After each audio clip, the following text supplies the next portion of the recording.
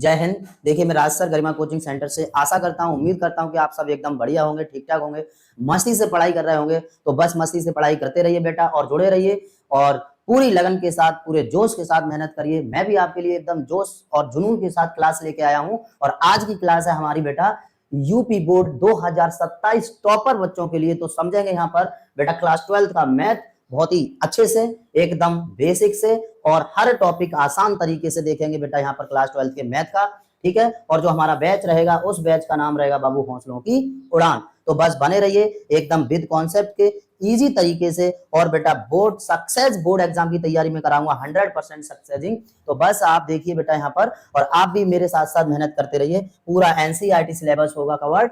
ठीक है, तो आप देखिए आज की क्लास को पूरा बेसिक से लेके चलते हैं कि सर मैथ कहाँ से शुरू करें, कैसे शुरू करें। कहते हैं बच्चे सर मैथ बहुत हार्ड सब्जेक्ट है। मैथ कुछ हार्ड नहीं है बेटा, बस उसमें समझना बहुत जरूरी है। अगर आप उसे समझ जाते हैं तो मैथ एकदम सिंपल सब्जेक्ट लगेगा। मैथ कोई ज्यादा कठिन सब्जेक्ट नहीं है, मैथ कोई हवा नहीं है बेटा, एकदम हलवा विषय है जिसे आप बहुत ही अच्छी तरह से पढ़ सकते हैं, समझ सकते हैं अगर आपका उसमें मन लग जाए तो बेटा सबसे पहले मन बनाना बहुत जरूरी है जिससे कि आपको मैथ प्रॉपर तरीके से आने लग जाए। तो चलिए आज की क्लास में देता हूं बेटा और कोशिश ये करूंगा कि आपका बहुत ही अच्छी तरह से मन लगे और आप इस क्लास 12 के मैथ को सारे बच्चे समझ पाएं। ठीक है, तो देखेंगे बेटा आज की क्लास को, क्लास 12 का मैथ।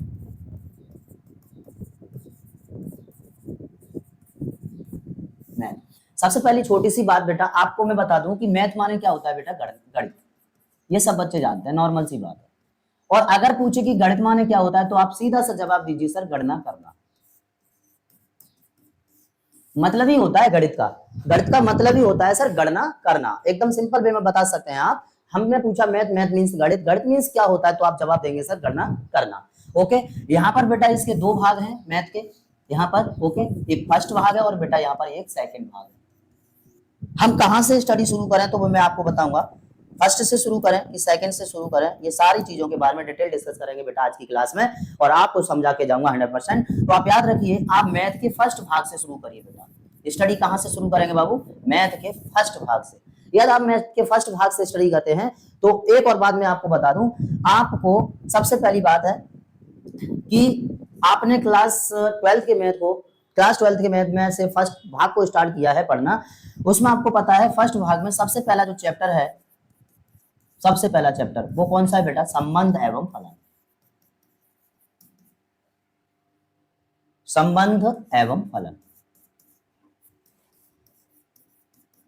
पहले चैप्टर का नाम ये है। Okay, relation and function. अब हम संबंध और फलन को कैसे समझे, तो बेटा संबंध एवं फलन को आप जब ही समझ पाएंगे जब इस चैप्टर के बारे में आपको फुल बेसिक तैयार होगा तब। अगर आपको बेसिक इंट्रोडक्शन क्लियर है तो आप इस संबंध और फलन के क्वेश्चंस भी कर पाएंगे। अब भाई बेसिक क्या है तो ध्यान से समझेंगे बेटा। आपने पढ़ा होगा क्लास 12 का मैथ, सॉरी क्लास 11 का मैथ। आपने यार क्लास 11 का मैथ पढ़ा है और क्लास 11 के मैथ में बेटा जी आपने चैप्टर फर्स्ट को क्लियर किया है, यानी कि समुच्चय वाला। ध्यान से सुनना बेटा, बस यही होता है। ओके, समुच्चय वाला। अगर आपने समुच्चय चैप्टर को क्लियर किया है,